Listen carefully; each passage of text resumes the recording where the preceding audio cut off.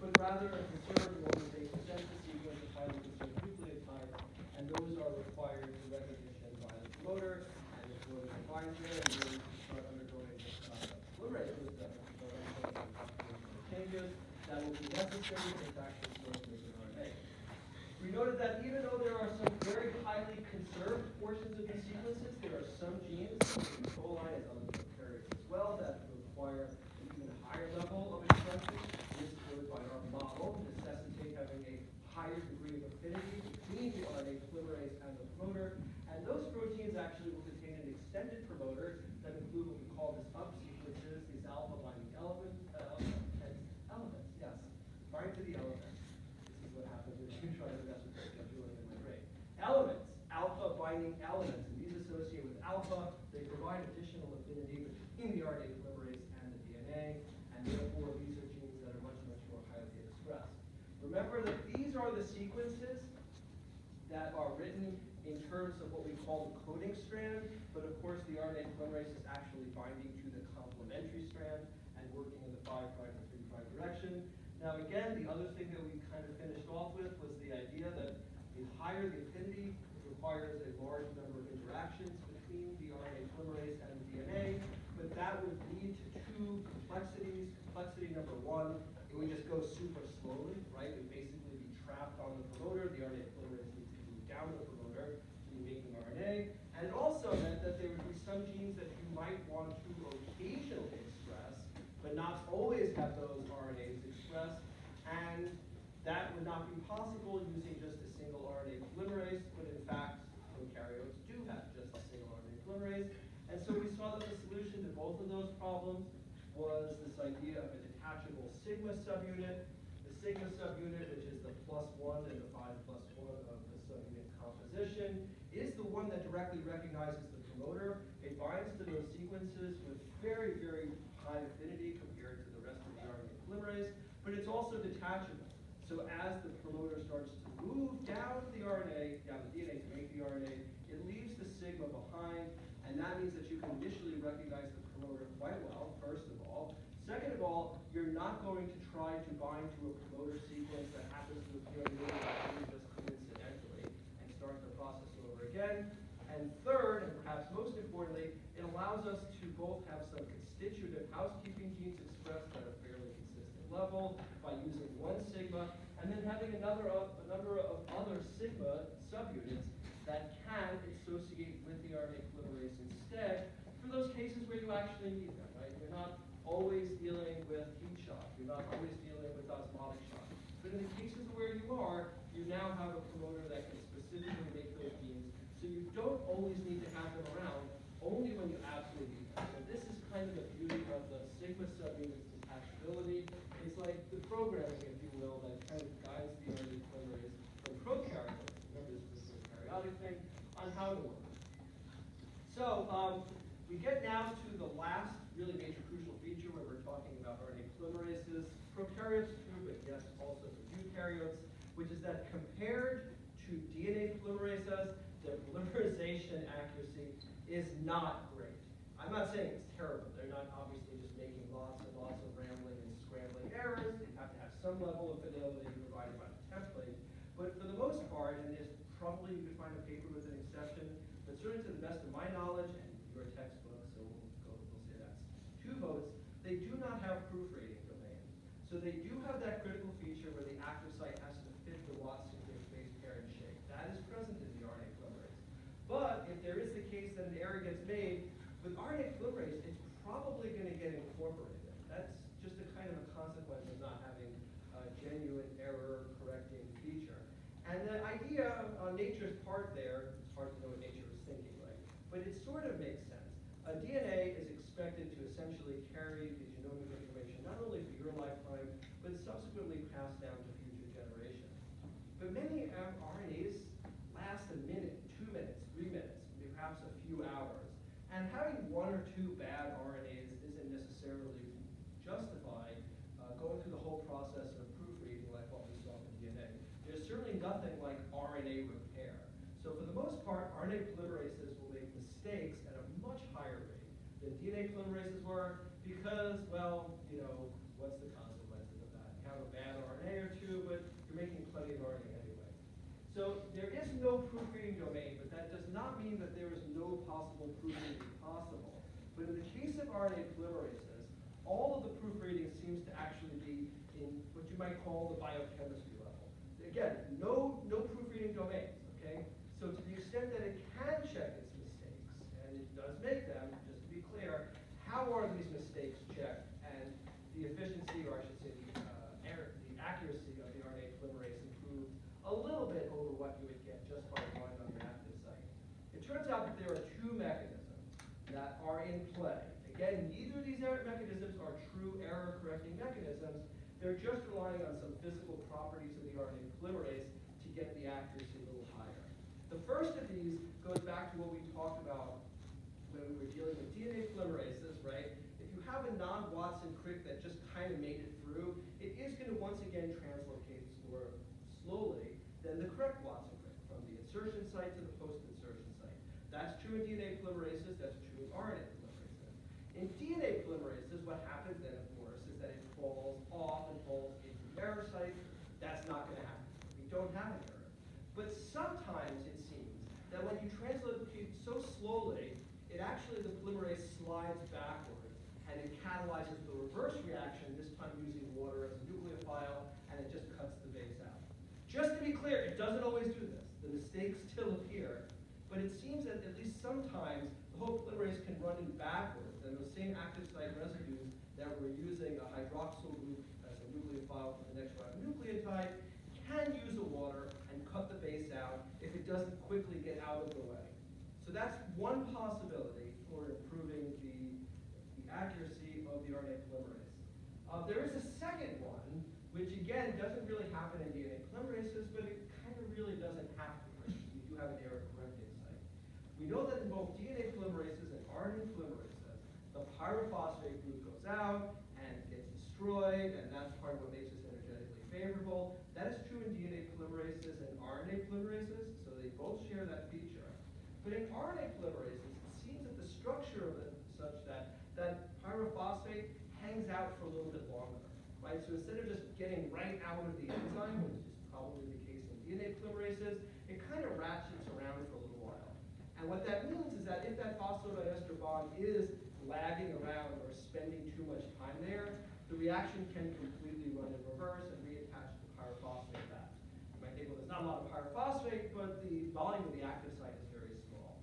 And so it seems that that might also be another way in which the error rate of RNA polymerases is attenuated, both by the actual polymerase moving backwards when things are slowed down, but also possibly by, instead of letting that pyrophosphate escape immediately, having it kind of hang around for a while and run the reaction in reverse. Neither of those things would happen, of course, if you're moving very fast from the insertion site to the post-insertion site. You would just keep going, and that pyrophosphate, of course, would have left before the next round of chemistry started. Okay, so neither of those are great error-correcting mechanisms. They're really just requiring on this slowness effect. And again, there is no error-correcting domain on any RNA polymerase that I've ever seen discovered. It's not clear that that's such a bad thing. Again, a lot of RNAs don't even survive for very long, and some mistakes really don't matter anyway, so nature never really built an RNA polymerase with a true error-correcting feature. Anyway, so here we are. We have bound to the promoter, the right sequences, we've ejected our sigma, we've made some RNA, maybe we've done a little bit of low-res error correcting. It's time for things to end. We'll look first at prokaryotic termination. Termination in eukaryotic, we'll see, doesn't necessarily have as many critical constraints associated with it. So let's look first at how prokaryotes know, hey, it's time to end. Let's just stop making RNA, right? Because remember, we're not going to go until we fall off. We're not just going to keep going and going and going. That would be very wasteful. We know that genes have a finite length, and we're not trying to copy the whole genome here. So let's try to take a look at how it is that the RNA polymerase knows, yep, all done. I should fall off now and not keep going. To understand that, we need to look at a type of sequences that can appear and do appear at the end of many prokaryotic genes in the DNA sequence called inverted repeat sequences. And you can see what we mean by having an inverted repeat sequence. We have one sequence with an inverted repeat here, you can see, and then the second sequence. And notice that these sequences are arranged in the genome such that they just look now at the coding strand, that if you just look at the coding strand, they would be complementary to one another, right? So So the 5' and 3' ends could kind of come together. Now they don't do this at the DNA level because, of course, in the DNA we have a second strand. We have the 5' and the 3' strand. So even though we have inverted repeats there, there's a little bit of a spacer, having no particular sequence requirements at all. The double helix prevents them from folding on top of each other. But if we were to transcribe this into RNA, we would actually get a stem loop structure, right? The two inverted repeat sequences with the spacer between them, which is actually usually only 4 to 5 nucleotides, will be complementary to one another. And because there is no second strand to pair to, they'll pair within themselves, and they'll form this hairpin here, right? This hairpin with the loop, this tetraloop sequence. And so these are what we call inverted repeats. And you tend to find these at the end of a lot of prokaryotic genes, so that kind of implies that they must have something to do with how the termination process actually ends. It turns out there are 2 different termination mechanisms. Some genes use one, some use another. I don't know why that is. To be honest with you, I can just tell you what they are. But they do involve these inverted repeats. So these 2 mechanisms are called protein-independent and protein-dependent mechanisms. The protein-independent mechanism, just to be clear, does not require any additional proteins other than the RNA polymerase itself, whereas the protein-dependent one will require a particular RNA helicase to come in and participate in the termination. So let's just kind of look at what happens in the protein-independent. What we have in the protein-independent, of course, is the whole gene, starting with a promoter, then the sequence of the RNA that gets made.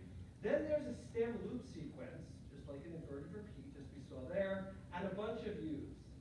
So why is it that having a stem loop sequence and a bunch of U's results in termination? Well, remember, unlike the DNA polymerase, right, where you're making a double helix and the whole thing is essentially going to stay associated, there's only about 8 nucleotides, maybe 10 at most, that are ever paired up between the DNA and the RNA. And that's not a lot. And if you just have 8 AUs, that's pretty weak, right? So that's not necessarily going to be enough to hold the 2 strands, the DNA template strand and the RNA together. And so that's actually going to be a very, very weak interaction. Having the stem loop there actually causes the RNA polymerase to have some affinity to it. It essentially slows the RNA polymerase down, right? So the RNA polymerase transcribes it, and then that stem loop structure is actually slowing down the RNA polymerase. It transcribes the U's, but when it gets to the U's, it's right at the end. You have a bunch of AUs. It essentially just causes the whole thing to dissociate. So there's some affinity between the RNA polymerase and the stem loop structure that fits against the RNA polymerase. You have the AUs. Basically having 8 AUs is not enough to hold the double helix together, so it just falls off. And so this is what we refer to as protein-independent termination. You can recognize the protein-independent termination sequences by having an inverted repeat, followed by just this run of A sequences, typically 8 of them, not more. You don't want to form a stable AU pairing. And so the whole thing just dissociates. That's it. You are going to fall off, and that's the end. The RNA polymerase does not have the capacity to rebind, and so that is protein-independent termination. Protein-dependent termination is very similar, but of course it requires a protein. So again, we have one of these sequences, the terminator sequence here, but the real key feature is that we also have a sequence in the RNA after the important parts of the RNA are there. So you have your gene in the RNA called a RUT sequence. And the key here is that the RUT sequence is a helicase, but the RUT sequence, which binds to the RNA now, notice it's binding to the RNA, this helicase, not to the DNA, which might seem kind of surprising because we don't have helicases, remember, separate out double helices, and we don't have a double helix, we actually have a single strand. So it's a little bit kind of not clear why we must have that. We also have those AUs quite often at the end. So how is this all turning out to be termination? Well, because the row, a helicase, moves faster than the polymerase, it actually catches up to it and it jams into it. And if you can imagine by momentum, the row helicase smashing into the RNA polymerase causes the RNA that the row helicase is attached to dissociate. It's really just kind of a momentum thing, right? You have the row helicase bound to the RUT sequence, it outruns the polymerase, crashes into the RNA polymerase.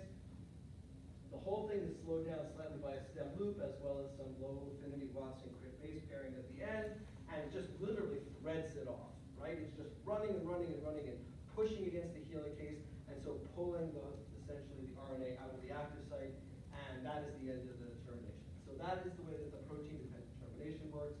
This does require a helicase, but the helicase is less about separating RNA DNA strands. In this case, it is than really just pulling the RNA out of the active site of the RNA polymerase. So that's the end of the termination sequence, and that's the end of prokaryotic genes. Let's take a look now at a little bit about eukaryotic mechanisms. Once again, I keep doing this in this class, but once again, I'm going to say we can only do so much because we've got some other things to do, right? Until we look particularly at some aspects that are specific to eukaryotic biochemistry a little bit later in the course, we're probably going to enter into this section a little bit more, leave it, I should say, with questions and answers. But we can at least start to understand what some of the mechanics are and where some of the holes are in our thinking, so we know what to fill in when we're talking about these things again later in the class. So here's the challenge we have. For the most part, I know it's not exactly true, but for the most part, every E. coli is like another E. coli, right? Genetically, the homogeneity is extremely high. Doesn't mean every single base pair and every genome is the same, but for the most part, one E. coli looks exactly like another E. coli, which means unless they're dealing with some sort of particular issue, like an osmotic stress or an elevated temperature, they are all always expressing the same genes in a high degree of synchrony. And we know that that's definitely not true with most eukaryotes, and particularly metazoan cells such as ours, because we have all of these other different types of tissues. And so that must mean that to get all of these other different types of tissues, we must have a different, or at least some differences in the RNAs that are being expressed within them. Right? Now, of course, there will be some RNAs that will be present in all of these different cell types, but there obviously have to be some RNAs that are selectively in your brain or your epithelial cells, right, or your heart that aren't present in those other types. Otherwise, we wouldn't necessarily have distinct and differentiated tissues. So we know that despite all of these differences, if we kind of look back a little bit in time, the cells become progressively more like one another. And eventually, if we kind of reach back to the beginning, the types of cells that became all of these were known as stem cells. And then stem cells will gradually differentiate, will become more specialized, if you will, into other types of stem cells, which have a limited ability, or what we call a limited potency, to turn into other types of cells. And just to be clear what we mean by that, there's a stem cell that can become all of these cells, but the stem cell doesn't immediately become a fat cell, or an epithelial cell, or a neuron, but rather it becomes another type of stem cell that has a limited number of type of cells that it can become, and then it can go through 2 or 3 rounds of that before it finally becomes what we see here, which are what we call the most differentiated types of cells. And so the whole point of all this is just to recognize that the RNA regulatory system for determining which genes are going to be turned into RNA in any one of particular genes depends a lot on time and a whole host of other factors, which means this is where our holes are in our understanding right now. Also, to be honest, I understand a little bit of biochemistry, but there are some that we can fill in. The real question is, right, with one DNA present, the same DNA pretty much present in every single cell, how do we get all these different types of cells? That's the big question, because the making RNA business, that's kind of a chemistry thing, and we've covered that. There's really nothing to that. And so even though we can't answer this question completely now, we can kind of start to look at what part of the answers are, and then as we move forward, start to fill these gaps in a little bit. So what determines which genes are going to be expressed in a particular cell type? One of those things is, we've already seen this all the way back in the beginning of the course, the physical structure of the DNA. Some genes, right, are physically positioned close to the machinery that makes RNA. There's lots of polymerases around, lots of ribonucleotides around. Others are further away from that, and just that physical separation between where the enzymes are being concentrated and the substrates of RNA polymerase are being concentrated, and the genes themselves can have a pretty big effect. This was the idea we talked about with these chromatin territories in the beginning, that there are some parts of the DNA that are very accessible to where RNA gets made, and others that are very far away from it. And just that physical positioning in the genome, in what we call that big spaghetti of decondensed chromatin, has a very, very powerful impact. As, by the way, does the positioning of the histones, right? If the histones are all smothering or covering particular portions of the DNA, they are much, much less likely to be transcribed in this process into RNA. So the combination of the physical structure of the genome, as well as the position of the histones, right away at the beginning tells us that some some RNAs are going to be well expressed, many of them are being made, some may not be made at all, and then there'll be some variation between those. And because the physical positioning of the histones, as well as the positioning in the chromatin territories, differs between different cell types, already you can start to see how you might get a lot of one mRNA and less of another mRNA. But that's not enough. Turns out that it also depends on the proteins that are required to make the RNA. That shouldn't seem to be so much of a big deal, right? Because when we saw prokaryotes, all prokaryotes pretty much have the same proteins, maybe occasionally swapping in a different sequence subunit, but just an RNA polymerase and a gene on a DNA is not enough in eukaryotes. We'll see that we need functional classes of proteins that are known as transcription factors and enhancers and insulators, and all of these proteins have to be present for RNA to actually get made. Just an RNA polymerase plus DNA is generally not enough, and different amounts of these different proteins can be and are in fact present in different cells. So the presence of specific transcription factors and other proteins within a specific cell type will determine whether or not RNA gets made, whether or not it's properly positioned in the chromatin territory, whether or not it is exposed to the, or buried under the histone. So that's pretty important. But it also turns out that it does not matter, even if you could have two cells with the same histone status, the same accessibility to the chromatin, and the same transcription factors there, and they could still make different amounts of RNA, of that particular, any particular RNA, because post-translational modifications to most of these proteins are required to either activate them or inactivate them. These are allosteric proteins that only work or become inactivated when they have specific post-translational modifications. So the consequences of that are, even if two cells have the exact same composition, right, they could still make different RNAs. And then finally, it turns out that there are other RNA molecules that regulate whether RNAs get made. These are called regulatory RNAs. So everything else can be identical, but if some other regulatory RNA does or does not get made, that can determine which set of other RNAs are actually being expressed in the cell. The point is, its take-home message is it's really complicated, and filling in these gaps is going to be more of a challenge that we're just going to be able to overcome in the next couple of slides. But still, we're going to try. We'll see what we can do now. We'll see where the holes are, and then we'll spend a good part of the next couple of weeks actually trying to fill some of those in. Of course, to do all of this, we not only need DNA, we need proteins. Proteins are obviously pretty important to these processes. The RNA polymerases, right, but all these things called transcription factors and these other proteins. Just jumping ahead a little bit, not trying to fill in too many holes all at once, but all the proteins are actually being made out in the cytosol, right? And so this, of course, is a big challenge. You've got your DNA that you want to use to read to make the RNA, and it's all in the nucleus, and your proteins are all out in the cytosol, and so that's like having the engine over here and the car over there. That's just not going to work. You need to bring the engine with the car to make anything happen. And so there has to be a way for the proteins, the necessary proteins, to actually access the DNA, and it turns out that there is. So this thing here that looks like a big old spherical ball of Swiss cheese is actually a best representation I could find of the nucleus. The nucleus, of course, is a membranous organelle, which is a good thing because you kind of want to keep the DNA inside. But it turns out that if you really zoom in on the nucleus, you would see that as you gradually increase your magnification, there are little holes in the nucleus, in the nuclear membrane. And if you continue to kind of zoom in even further, you would see that these holes in the nucleus, which are called nuclear pores, are actually protein complexes. They are lined with specific proteins in a very, very complicated and very specific arrangement. This cartoon here only partially does it justice. But essentially, these are serving as the gatekeepers of who get in and out of the nucleus. So the nuclear pore complex proteins are going to play a big part in determining who gets to enter into that inner nucleus and then what eventually gets to leave that nucleus. Nobody goes in or out without passing through the nuclear pore complexes.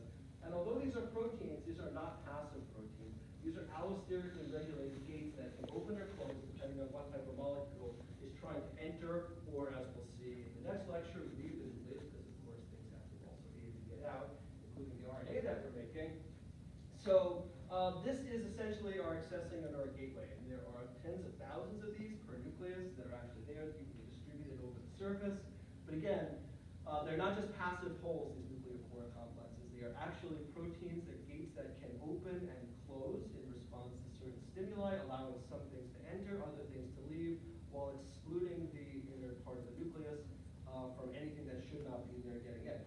Okay, other features that are going to determine our gene expression a little bit are modifications to the DNA, remember, not just the histones. So now this is a very eukaryotic thing.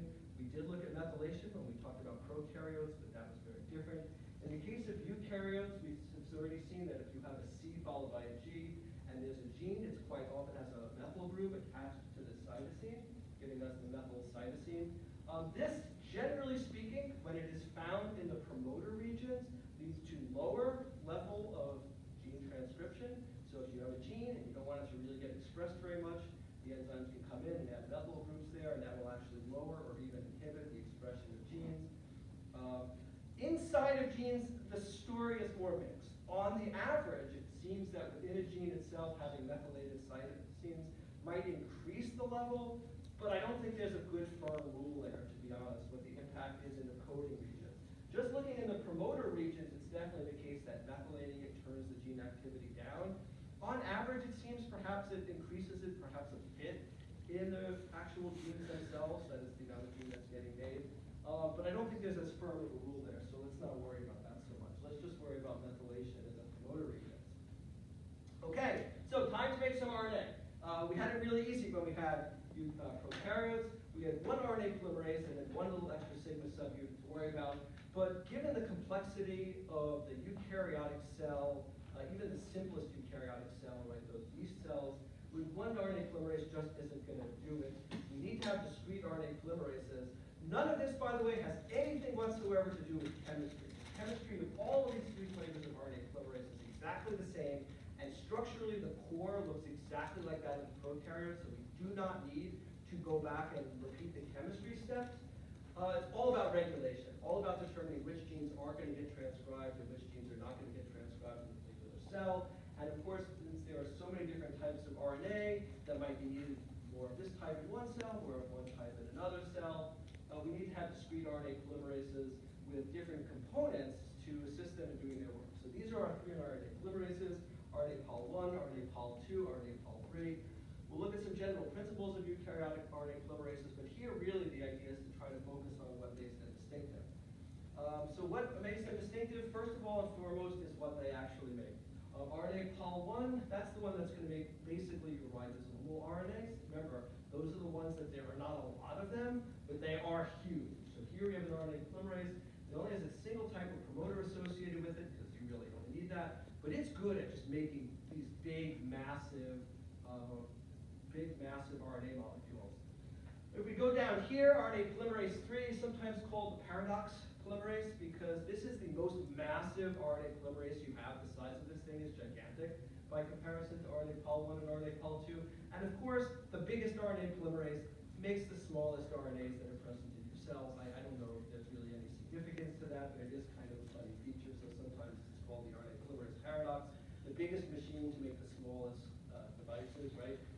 Most of what we're going to talk about is RNA pol 2, because that's most of the RNAs that we'll actually be following in this class. That's the one that makes your mRNAs, as well as some other regulatory RNAs that we'll look at called microRNAs.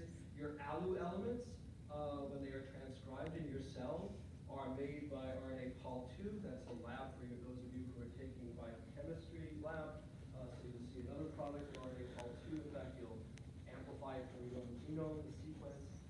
So most of what we're going to do is going to follow RNA pol 2, but we'll look at pol 1 and pol 3 anyway. So back to this original idea of the ground state. Again, there are exceptions, so every time I say something and I don't point out their exceptions, somebody comes up to me with a paper from their research lab. So let's just look at the general rule here. And yes, I understand there are exceptions.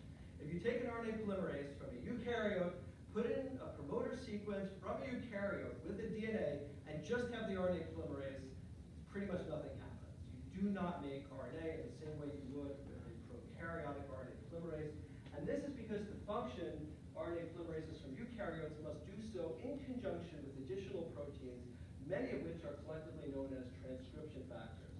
So these transcription factors assist the RNA polymerase, and we'll see some of them, in binding, in finding the right sequence. Sometimes the RNA polymerase latches onto the wrong place. They can break up kind of weakish structure of DNA or they can stabilize the structure of DNA. So there are a lot of them, and so we'll see a handful of them in this presentation, but they are very versatile proteins capable of doing a whole host of factors that are necessary.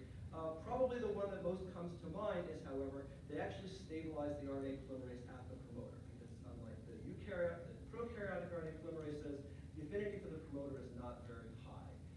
Why would nature do this? Well, again, most prokaryotic genes are just going to be expressed. So the idea that having a high affinity for the promoter sequences is a good thing makes sense. You've got a promoter, you've got a polymerase, you probably want to transcribe that gene. But most of your genes you do not want to transcribe, right? Most of your genes are there not to be transcribed in any one particular cell. You have heart-specific genes and eye-specific genes and hair-specific genes. You don't want those randomly ending up being expressed in other cell types. The consequences of that are terrible. And the way to ensure that that doesn't happen is to make sure that the polymerase cannot bind to a DNA without having the right transcription factors that also have the right post-translational modifications associated with them. And so that's what your transcription factors for the most part are doing, making sure, not that the polymerase is working, but that it's working in the right time and in the right context. Anyway, just in terms of the nomenclature here, it's very, very easy to figure out which transcription factors work with which polymerase, because they're kind of made for that. So TF1A is the first transcription factor that works with RNA polymerase 1. TF2D is the fourth transcription factor that works with Pol 2, right? So they're basically named for the number of the RNA polymerase they work with, and they are for the most part highly specific to one RNA polymerase, so there's no like 1/3 or 2/3. They're very, very specific in that sense. Again, their basic job is to bind to specific sequences. Most of them are for increasing the expression level beyond. There are transcription factors called repressors that do decrease expression. I told you for every rule of biochemistry, there's at least a handful of exceptions, so I just want to point out that while most of them are stabilizing working on the promoter sequence, there are a handful that also have a regulatory. They'll be there to actually block transcription, even if some other factors that would be promoting transcription are present. Okay, so just in general, even though there are lots of these, and here are the handful of structures in which we've seen them from Biochemistry 1, these transcription factors will have a common domain organization, and so let's just take a look at the common domain organization, not worrying about the specifics now of the actual structures of this versus that transcription factor. Of course, we need to have a DNA binding domain. This DNA binding domain is in general going to recognize things sequence specifically, quite often through the major groove, but we will see, surprisingly, that the most common, particularly for RNA Pol 2 transcription factor, actually breaks that rule and goes into the binding groove. But we'll see why that is in a moment. So we do need to have a DNA binding domain. We need to have a DNA dimerization domain. We're definitely coming at both sides of the DNA. We're going to assemble a complex all around the DNA. So in general, with again very few exceptions, these transcription factors function as dimers. That's why we see sequences like the coil, for example, coming in, bringing together, working to dimerize. That's probably the most common then. We also have a regulatory domain and a transactivation domain. The regulatory domain is where we're going to see post-translational modifications happening, most commonly phosphorylation, but also cis-transisomerization. And the transactivation domain is where we're going to bind to other proteins, including other transcription factors, that will in turn cause conformational changes, making our affinity for DNA perhaps a little bit higher, or perhaps increasing the affinity for the RNA polymerase, right? So even though there are many transcription factors that have a variety of different possible structures, in general, this is the domain structure that they have. A place to bind DNA, a domain that's involved with dimerization, a place where either allosteric regulators can bind, or there can be post-translational modification, and then a place where other proteins are going to bind to participate in the transcription factor process. There is one interesting and important class of transcription factors I want to pull out, because this is the one that violates most of the rules. For the most part, most transcription factors, including all the ones you just saw, will not bind to DNA that is covered with histones, will not bind to tightly condensed chromatin. And that does raise the question, well, what if you have a gene that's under the chromatin, but you want to express it, you want to make RNA from it? There is a class of transcription factors, and these are known as pioneer transcription factors, and And they function as transcription factors, but they have the ability to not only bind to the DNA while it is enclosed, tightly packed with the chromatin, but actually to move some of that chromatin out of the way so that other transcription factors come in. And so not surprisingly, quite often, for some genes anyway, these are the first transcription factors that actually come around. They associate with the chromatin-bound DNA, can move or displace the nucleosomes fully, bind, and then other proteins can actually bind to them and then start along with the transcription process. So these pioneer transcription factors are distinctive because the presence of the histones, it doesn't bother them. They'll either move the histones or just knock a histone completely off the DNA. They are, you may say, very, very determined transcription factors. Also, again, when we were talking about prokaryotes, most of the time repression is the key for regulation. There are exceptions, and again, we will look at one of those when we talk about gene regulation. But most prokaryote genes are on. It's obviously not true with most eukaryote genes. Most eukaryote genes are off. But there are exceptions to these rules. There are eukaryotic genes that are turned down, and there are prokaryotic genes that are turned up. And so in both prokaryotes and eukaryotes, we have proteins that are known as activators and repressors. And they can work in one or two ways, either by increasing, for example, or decreasing the affinity of RNA polymerase for the DNA, right? Or just physically blocking anything from happening in the repressor. Now that increase or decrease of affinity can be by acting on the protein, but just to be clear, sometimes it's by acting on the DNA. So to access the RNA, the DNA to make RNA, remember, it was necessary to pull the strands apart, and we didn't generically see some helicases or anything like DNA A coming in to do that. So that's the work that's being done by the RNA polymerase. There are RNA helicases, but the polymerase here is what's actually pulling everything apart, right? So these activators and repressors don't have to work on other proteins. In some cases, they could make the DNA more unwound, and so increase accessibility. Or they could stabilize the wound up structure of the DNA, making it harder to pull apart. So we can see both activation and repression are possible, either by physically blocking accessibility to the DNA, by making the DNA tighter or looser, or by increasing the affinity of the RNA polymerase to the DNA, essentially by binding to the DNA and binding to the RNA polymerase containing more contact sites. One huge difference, and I use this word now, between prokaryotes and eukaryotes, of course, are the size of the genomes, and here's where the physical structure of the genome comes into play. Most, if not all, of the regulatory sites that determine whether a particular prokaryotic gene is not going to be regulated are right next to the gene. The prokaryotic genome is relatively small, and so you essentially will have a promoter, perhaps some regulatory sequence, and then a bunch of genes. And you have a similar situation in eukaryotes. So there's definitely a place next to where the gene is going to be expressed. The promoter is positioned there. But some of these regulatory sequences that determine whether or not a gene is particularly going to be expressed, unlike in prokaryotes, can be tens of thousands of bases away from the gene. Okay, so just to be clear, we have these sequences and they are called enhancers. And unlike the promoter sequence, which is just next to the gene, these can be an enormous distance away on the genome. I mean, there could be many genes, in fact, intervening between these enhancer sequences and the gene itself, right?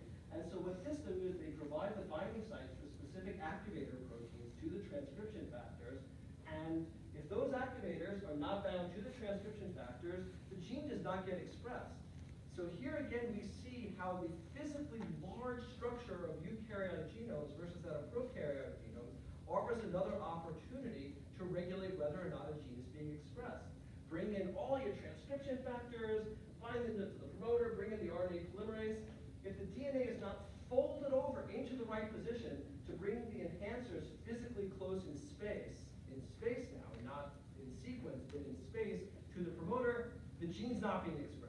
You need to have those enhancer proteins bind to the activators in turn bind to the transcription factors, stabilizing them on the DNA and also possibly causing conformational change. And so a whole other mode of regulation is where the DNA is actually being bent.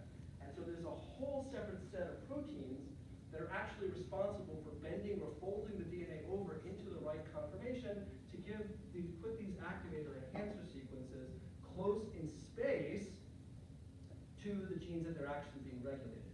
And then there are other proteins that will also bind to the DNA that will keep those sequences far apart. So, right, this is another mode of regulation. There's some that cause it to fold over correctly in this direction, but prevent the same activator sequences from, say, folding over in this direction. So this gene gets expressed, this one does not, simply because of the way in which the DNA has bent or folded over upon itself. And again, these can be thousands or 10,000 base pairs away, so they're not physically contiguous. So the actual physical shape of the genome is another thing that you can regulate, determining whether or not a particular RNA will or will not be expressed in a particular type of cell. So yes, nature definitely takes advantage of the large size of the genome to ensure that the correct RNAs are being expressed in the right place. So if we kind of do zoom back in, however, to the promoter site, we'll see that many, not all, but many of these RNA Pol2 genes in particular do have these conserved regions. I just want to zoom in on one of them, and I kind of want to be clear because I don't want to leave you with the impression that this is the only important one, that if you have this one sequence, your gene is going to get expressed. But many genes do use these conserved features.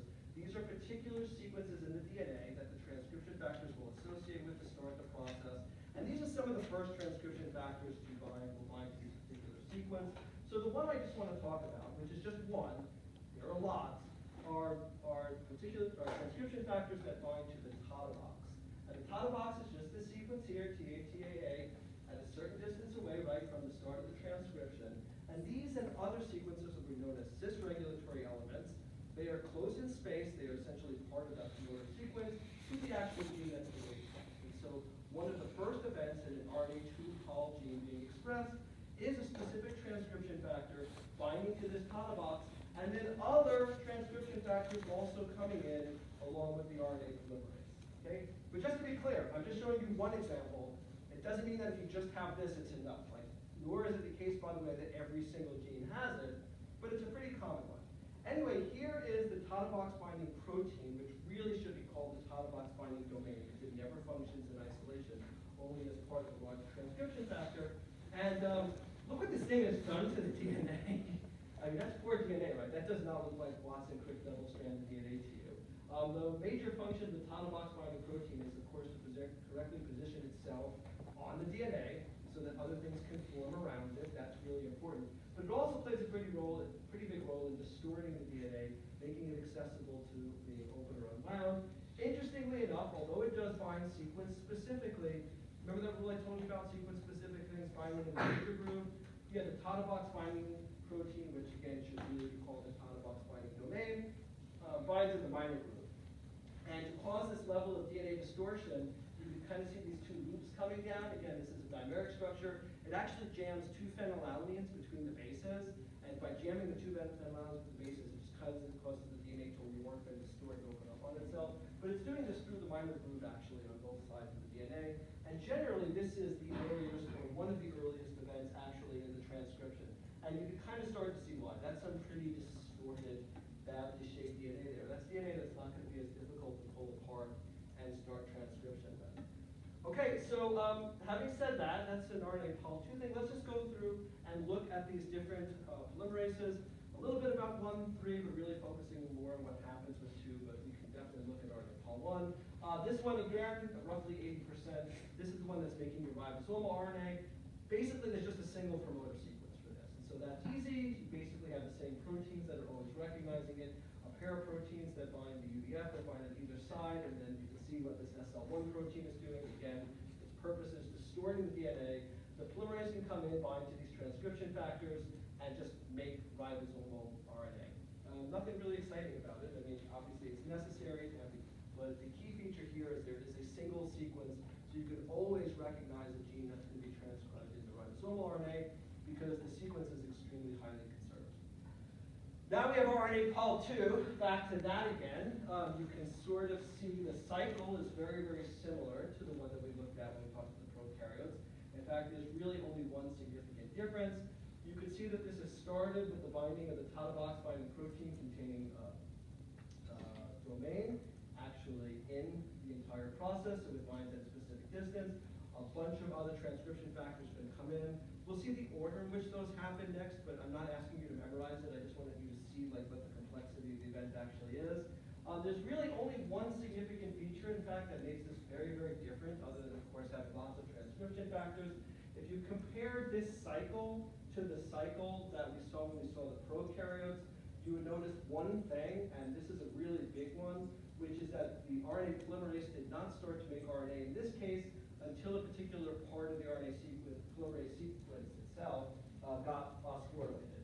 So the protein, everything can come into play, it can bind, it can undergo a bunch of conformational changes, it can associate with DNA. No transcription is going to happen until there's a phosphorylation link. And so that is the first example we've seen of where everything can be present, but if there's no particular phosphorylation of this particular protein, and I'll show you where it happens on the next slide, it all stops and then waits for it. So where does it happen? Well, it happens on the beta subunit, the equivalent of the beta subunit, and it turns out that unlike the prokaryotic polymerase, the beta subunit has at its C terminus a long unstructured piece of protein, relatively long unstructured piece of protein, so it's not folding up into an alpha helix or a beta sheet, but it has multiple copies of this sequence right here, YSP, TSP, PS, and then it repeats again, and then it repeats again, and then it repeats again for a whole bunch of times.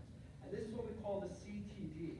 And it turns out that for a very short, unstructured, relatively short, unstructured piece of protein, it has a pretty big impact on what's going to be going on inside of your cells. So we should definitely look at it, because this is what we call the CTD code. So here's the CTD. Again, it's not one. The sequence repeats a couple of times in the RNA polymerase. And what's interesting about these residues, and what you might notice about these residues, is that these are all residues that are capable of undergoing some sort of post-translational modification, right? Tyrosines and serines and threonines can become phosphorylated. Prolines can undergo cis-trans isomerization. And so what happens is that whatever is going to bind to the RNA polymerase to do something in making RNA, and we'll see there's a whole host of things, is going to interact with this CTD. And so its ability to interact with the RNA polymerase and do something in conjunction with the RNA polymerase depends on the correct post-translational modifications being present. So for now, all we've seen, and the only one we need to worry about, is the phosphorylation. These residues have to be phosphorylated. If they are not phosphorylated, everything else could be in perfect position, no RNA is being made. So our first example of where the CTD code comes into play is the actual making of RNA, right? You can assemble it, you can bind to the DNA, you can open it up and form the bubble, but without phosphorylation of these residues, nothing is going to happen. So that's the first level of where we see regulation. So something has to send that phosphorylation signal in, and there's one of our boxes. Like, okay, so how does it really get phosphorylated? That's just a black box for now that we're going to have to fill a little bit later. What we do know is at some level, something has to come in and say to this, not only do you have the right transcription factors, but you need to have the right post-translational modifications on the C-terminal domain of the RNA polymerase, or this RNA is not getting transcribed. So anyway, right, once that happens, the RNA does get made, and then a critical step, of course, of stopping the process will be not only reducing the RNA in this case, but also another protein, a phosphatase, coming in and stripping those phosphate groups off, and that's the process that actually recycles. So that is our first major distinction, other than, of course, the presence of all these transcription factors, in terms of how this thing is regulated.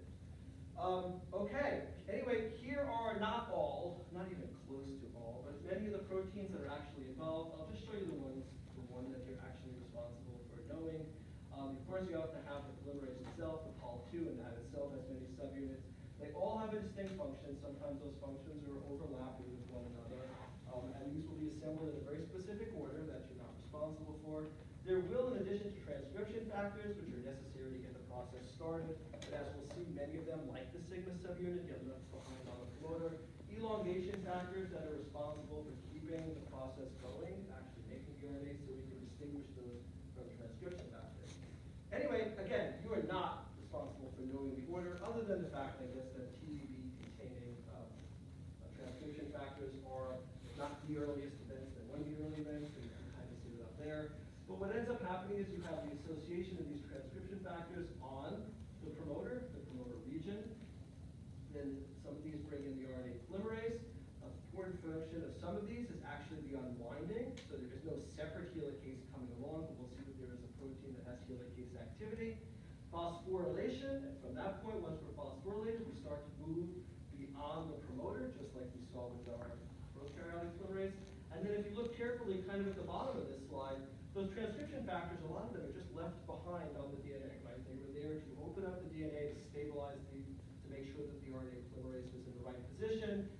RNA polymerase was in the wrong position to kind of melt the interaction, we say, between the polymerase and the wrong part of the promoter and to get things going. The only one that is important to actually know, besides, I guess, the TDP, that was one, is this TF2H. Because this TF2H is important for a couple reasons. One is that it has two activities. One, it's the kinase that's doing the phosphorylating, or at least one of the kinases. It's also the helicase, right? So this is the role of TF2H. We have to open up the DNA to get accessibility to it. TF2H is actually doing that. When I say it's doing so much more, what I really mean is you've actually seen it before. That wasn't intended to rhyme. Maybe I should always do this on Thursdays. Because it turns out that TF2H was also the helicase that we saw back when we were looking at DNA repair. So this protein TF2H is also used doing the NER, the nucleotide excision repair that we saw previously, and functioning during transcription. And I guess it kind of makes sense if you think about it. Remember we said this, when is a better time to fix the DNA than when the DNA is open and it's being accessed anyway? So nature is really parsimonious in this. The TF2H when it is what we call it in transcription, but it has a whole other name when it was discovered for its role actually in DNA repair, and it's essentially doing the same feature, right there. It's actually opening up the DNA to make it accessible either for repair or transcribing into RNA, but usually both. And its mutations actually in TF2H that, remember we saw this xenoderma pigmentosa, most of the mutations that cause that xenoderma pigmentosa are actually found in this particular transcription factor.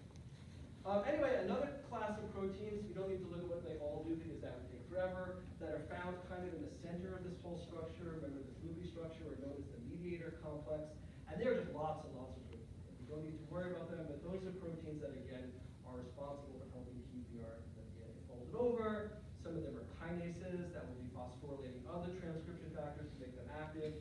Some of them may be inhibitors that are preventing things from working until they're displaced. Collectively, all of these proteins that are kind of located in the center that have a whole variety of functions are known as the mediator complex. And again, those are specific proteins that are necessary for the transcription factors to function, for the DNA to hold its correct shape. So this is initially during the first part of the transcription process. So again, we don't need to look at what each one of these particular proteins actually does. There's just a relatively well-conserved family of proteins that are associated with this process happening, and so collectively they're known as the mediator complex. Okay, last RNA polymerase is Pol3, and again, this is the one that's making your tRNAs, a couple of other small RNAs as well, but mostly the tRNAs. It is unusual in that it is enormous. I don't know why it has to be enormous. It is just a very, very, very large RNA polymerase. It does have specific transcription factors that are associated with it. Another really interesting feature is that in this case, part of the promoter is actually within the transcribed tRNA itself. I mean, this is just a gigantic complex, so it's not a surprise, I guess. But that's really the only major thing that you need to know about it. RNA Pol3 is the one that's going to transcribe most of the tRNAs. In terms of termination, less is actually known, not surprisingly. There are specific termination sequences in 1 and 3 that are associated with the ends of these genes. For Pol2, termination sequences really aren't present, and to be honest, they're not really required. And it may seem kind of counterintuitive, like why would I not want to have a termination sequence? My genes have a clear end that I want to transcribe. But we'll see when we look at the next PowerPoint, which I guess we'll start today, fortunately. It's really not a big deal. I mean, Pol2 just kind of keeps going until it runs out. There's really nothing saying Pol2, you're done. There are for 1 and 3, but we'll see for Pol2, there is no termination sequence, and 1 really isn't required. Finally, last slide here. Nature is just so good at finding ways to kill us. So a lot of naturally occurring toxins that occur, particularly made by things that live in the soil, actually turn out to be inhibitors of transcription. So here are some of them that you might have actually heard of. These are the general naturally occurring molecules. And they can bind either to the polymerase in some cases, or in other cases, like the acridine here, they can actually bind to the DNA and just prevent it from getting opened up or being read. You're not responsible for knowing the functions of how each one of these actually work. But I wanted to show you a couple of examples, not just to show you how good nature is at killing us, but rather because these organisms, though particularly those that make them, are in a sense resistant to them, right? So, the actinomycin, for example, is from streptomyces, but it doesn't stop transcription in streptomyces. And so a lot of how we know about how transcription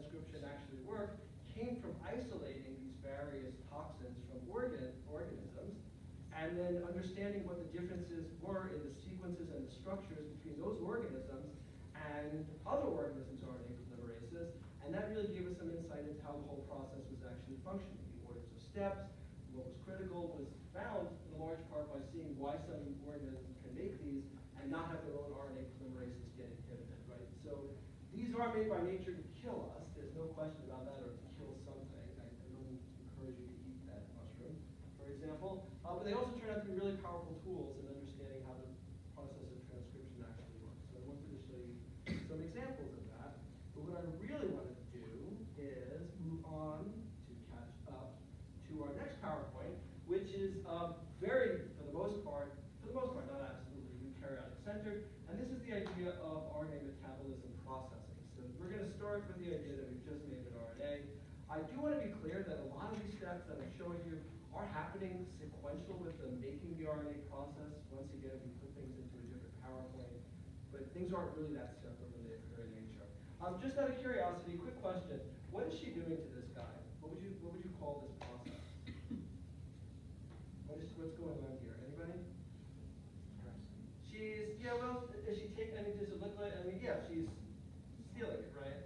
Okay, that'll be important. The other thing that I really want to do, because it's my class, I can do that, is answer a question that bothered me for a long time, which is, I don't know how you feel about these things, but I personally think that octopuses, by the way, it is octopuses, not octopi, it is actually octopuses.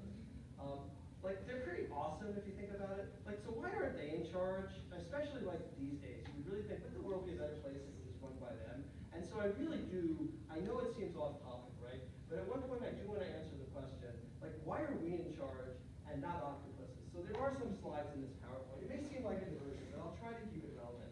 Anyway, she's stealing this cap. That is Sam with ham, and we're going to try to figure out why it is that even though octopuses are superior in most ways to human beings, somehow we've ended up in charge of the planet, for better or worse.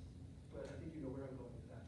Anyway, like I said, this all presumes that we've done transcription, so here's everything from the last PowerPoint summarized in one slide, except in this case I get the 5' and 3' right because I didn't make the slide. So this is kind of where we were, and mostly what we need to know for this actual PowerPoint. We're going to be talking now about making modifications to RNA, which does happen, by the way, in prokaryotes. Sometimes it has to, but a lot of it is fairly eukaryotic specific. So in this case, when I have the choice, I'm actually going to go with the eukaryotic option because it's a little bit more elaborated. But that isn't to say that modifications don't happen in prokaryotes.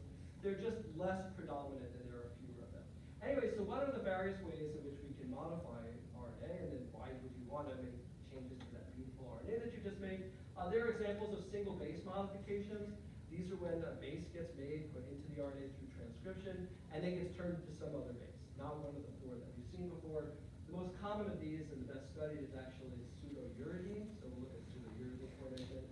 There are examples where the RNA gets cut into smaller pieces, cleavage reactions, where the RNA gets cut and shrunk down in size. There are also joining reactions in which two RNA molecules are brought together to make a larger species. So these are the major classes of RNA modifications.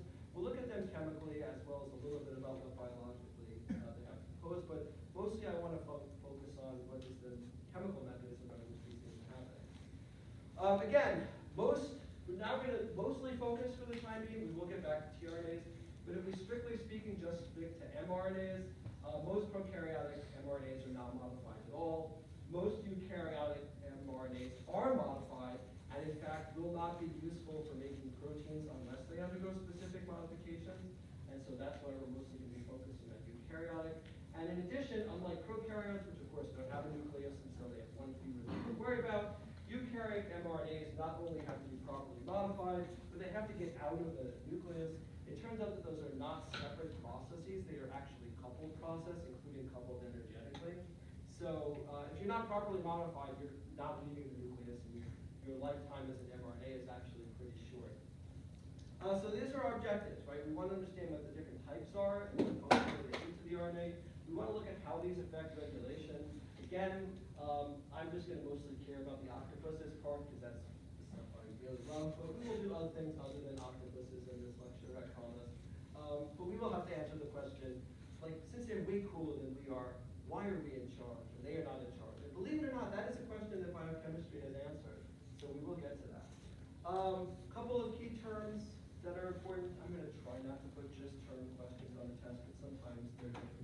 right? The primary transcript, now we're talking about mRNA for the moment, so let's just put mRNA there. That's an mRNA molecule before it has been modified, so it's the one that's right out of the polymerase. And then these modifications, again, can be modifying the physical structure of the bases, making the mRNA longer, or making the mRNA shorter. Some types of RNAs that are not mRNAs, but that do undergo some of these modifications are ribozymes, and in the case of a ribozyme, talked about this a little bit last semester, that's an enzyme in which at least the active site component is an RNA molecule. Doesn't mean that protein can't be associated with it, but when you have a ribozyme that has protein there, the protein can only play in a supporting role. The actual active site chemistry has to be done by the RNA. Regulation is going to be a big theme here, so in addition to having just the RNA themselves, we also have untranslated regions. These are parts of the RNA that are outside, and strictly speaking, of the gene that carries information, but they'll play a role, we'll see, in determining what happens to the RNA after, whether it's going to be, for example, read into protein, or whether it's not, how long it's going to survive. All that information is usually found in the 3' and 5' sequence. Other terms on CUTR, those are those untranslated regions. Polycistronic, this is very much a prokaryotic thing. Our genes, for the most part, other than that antibody locus I showed you, are really distributed around the chromosome. There is no one region for all the genes that make your heart, and one region for all the genes that make your liver. They're really distributed, and this is not the case in the more efficient, compact prokaryotic genomes. Then what we tend to have is one RNA that actually has multiple genes for related functions on it. So it'll make one promoter, make a whole bunch of genes on one RNA, and then that RNA will be read from start to finish. That's not good for us. That won't really work. We don't really have polycistronic association, but prokaryotes do. GTPase, an enzyme that clears GTP, GDP plus inorganic phosphate. And GAP is a protein that actually will kick a GDP off of another protein and replace it with a GTP. So that's an example of a non-classical enzyme, right? It is causing a change in another protein, a protein that is bound to GDP. It will effectively squeeze that protein to make the GDP pop off, and new GTP can come to it. So you can imagine GEFs and GTPases working in conjunction with each other.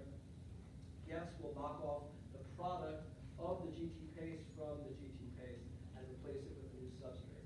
And then finally, we've looked at the nucleophoric complex, so that'll come back into play again as well. Now that we actually have to get things in and out of the nucleus, since we're talking mostly, not entirely, but mostly about eukaryotes. Okay, so let's just compare quickly. Kind of obvious almost, but here we go, comparing the eukaryotic and the prokaryotic post-making the mRNA. We're focusing just on mRNAs now. If we look at the mRNA for a prokaryote, it is starting to be translated into protein even before we finish making it, right? If your entire life cycle is maybe 20 minutes, you don't have time to wait for your RNAs to get made before you start using them to make proteins. And so we have this structure here where you can see the mRNA getting threaded into one ribosome. This is the machine that makes the protein. As it comes out of that ribosome, it goes into the next ribosome, and then to the next ribosome. And so multiple proteins are making not a lot of time to do much for that mRNA. You need it right now. And most mRNAs are going to get translated into a fixed amount of protein in most prokaryotes, so that's fine. That works for them. We're obviously much, much more different. We have a nucleus. We make this primary transcript. But it has to undergo a very substantial amount of processing, this mRNA, before it can even leave the nucleophoric complex. So if you just have a primary transcript of mRNA that certain modifications haven't happened to it, it's not going out. And that's actually really significant, because not every mRNA comes out properly. And mRNAs that have not been made properly, and there are a number of reasons why that might be. They are too short, or they have something structurally wrong with them. We'll look at those things later. Maybe those shouldn't be allowed to leave the nucleus. And in fact, they're not. So even though we're going to be looking sort of chemically, mechanistically at how these modifications happen, it's really significant to realize that they will only happen to what the cell considers to be a good molecule. And if there's obvious damage to that molecule, one way of preventing that damage from propagating is to make sure that these modifications don't happen. And if these modifications don't happen, you're not leaving the nucleus where you can do some harm. Of course, the consequences of this is that everything is much, much more spread out in time. There are, in fact, some, not all, but some mRNAs that get made and we'll see get stashed away for later use, right? So we don't have the system where we're just feeding the mRNA directly into the ribosome, but rather where those mRNAs will eventually get to leave the nucleus. process. And then they'll find a ribosome, and that's the next 2 more lectures. So the timing situation and regulatory situation is very different. Anyway, what are the types of processing that we're going to talk about? There are 3 of them we're talking about in mRNA. Some non-mRNAs get this type of processing as well, by the way. Exist, for example, is not an mRNA, the one we talk about, but it does actually have these features in it. Anyway, we can kind of look at them geographically. The first of these is at the extreme 5' end of the sequence. This is before any information is present. We have a structure that's known as the cap. We'll look at that structure. All of the information, particularly that's going to get used to make protein, is found in sequences called exons, but they are spaced out by sequences called introns. Those intron sequences will not end up being translated into the final protein, and so need to be removed. And so that will happen through a process known as splicing. The exons will be maintained and smoothed back together, but the introns are taken out.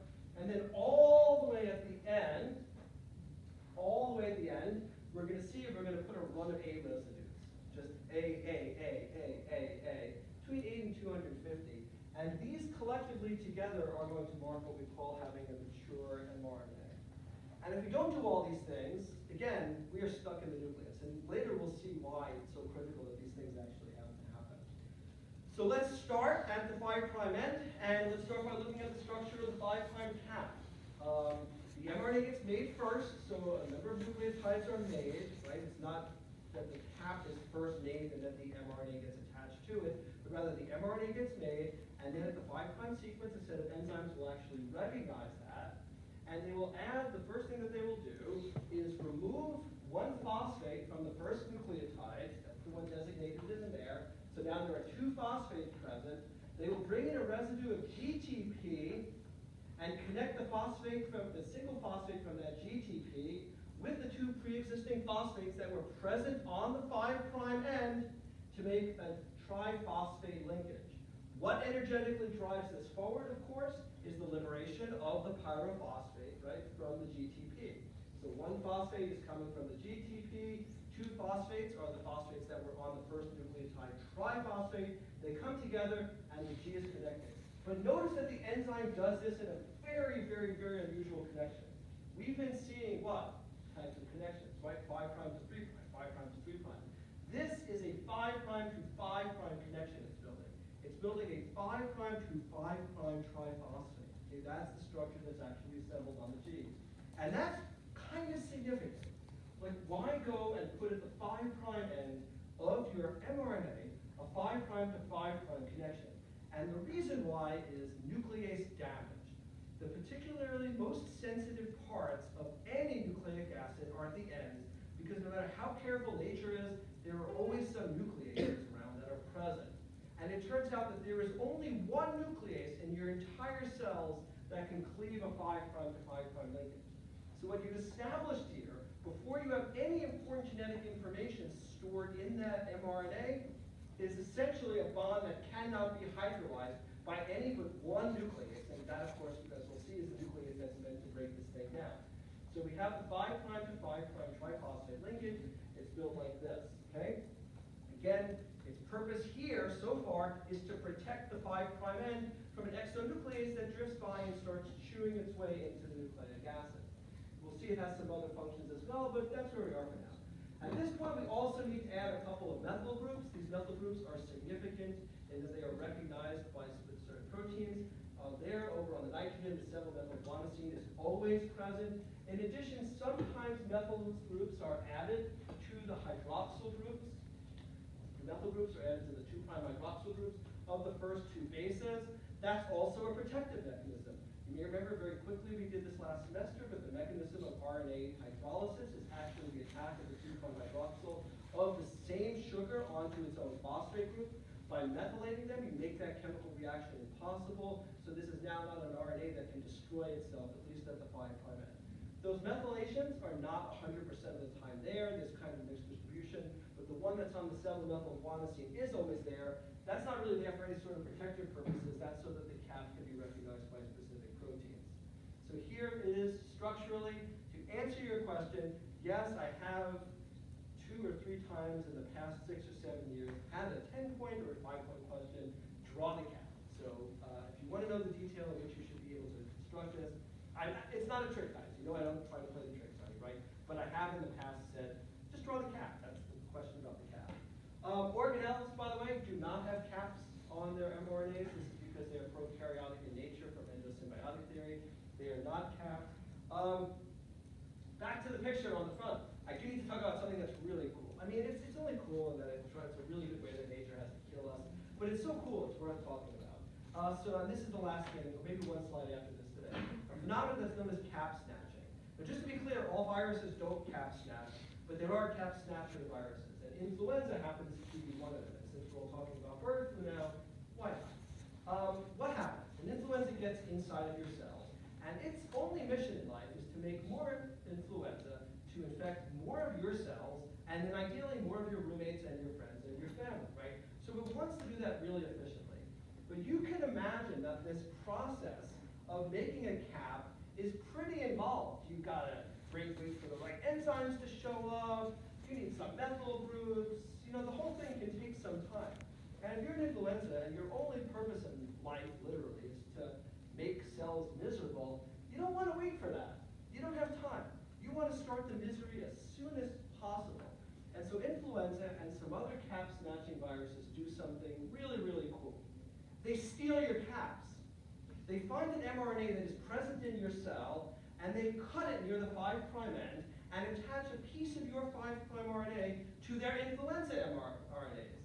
They take your caps. They don't wait for a cap to get made. We know this because when people started sequencing influenza RNAs back into DNA so that they could do all this DNA sequencing, they didn't understand why are there random 5' human sequences in all these influenzas until they found the cap-snatching enzymes.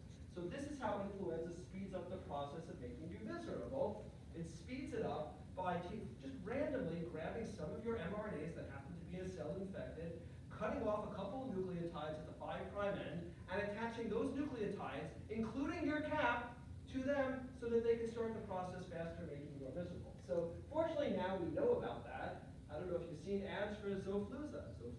Talk to your doctor, right, about Zofluza, but only in the first few days, because after that it doesn't get used. Anyway, Zofluza is a competitive inhibitor of the cap-snatching enzyme.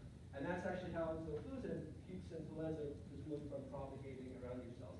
Anyway, we have one more slide on the cap, but it's 5:15. We've done a lot of work today. We'll pick this one up. Try to get into this PowerPoint, guys, a little bit. Okay, so